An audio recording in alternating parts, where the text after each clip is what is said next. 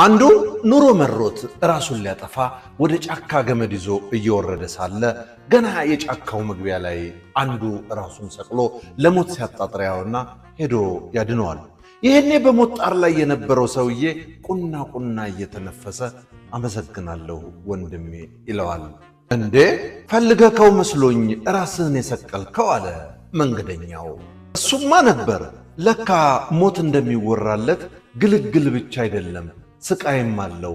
እኔማ ቀላል መስሎ ነበር፣ ግን አይዞህ እያለ እያጨበጨበ ያመጣኝ ሰይጣን ልክ ገመዱ አንገቴ ውስጥ ሲገባ ጓደኞቹን ጠርቶ ሃይሎጋ እያለ ሲጨፍር አየሁት። ግን አንተ ደረስክልኝ ብሎ ጥሎት መሄድ ጀመረ።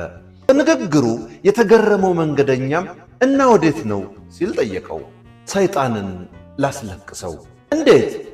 ሰይጣን ራሴን ስሰቅል ከሳቀ ንስሐ ስገባ እንዴት እንደሚያለቅስ አሁን ገብቶኛል። ለማንኛውም ምድር ላይ ስንኖር ድካም የሌለበት የለም ወዳጄ።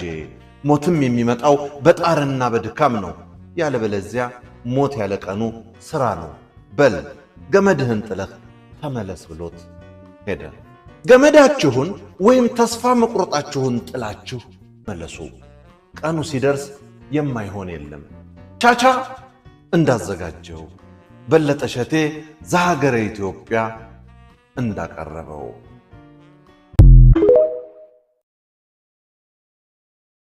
በዚህ ዓለም ንግድም ሐሳብም ትምህርትም ዕውቀትም መውደቅ አለው፣ መነሳት አለው። ሁሉም ነገር መማርም መነገድም ማረስም መቆፈርም መመንኮስም መቀሰስም መጳጳስም ሁሉም ጎዳና ነው። እሾህ አለው፣ እንቅፋት ሁሉ ይወሰዳል። የማይወሰድ ሀብት ክርስቶስ። ስለዚህ ቅዱስ ጳውሎስ ምን አለ? እላችኋለሁ በክርስቶስ ደስ ይበላችኋል። ሁሉ ነገር ሁልጊዜ ያስደስት፣ አንድ ቀን ቢያስደስት፣ ክርስቶስ ግን ሁልጊዜ ደስታችን ነው።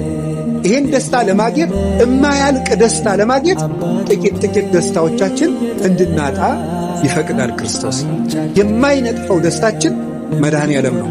የልቡናችን ደስታ፣ የነፍሳችን ረሃብ፣ ጥጋባችን፣ የልቡናችን ዘውድ፣ የሰውነታችን ትምክት እርሱ ክርስቶስ ነው።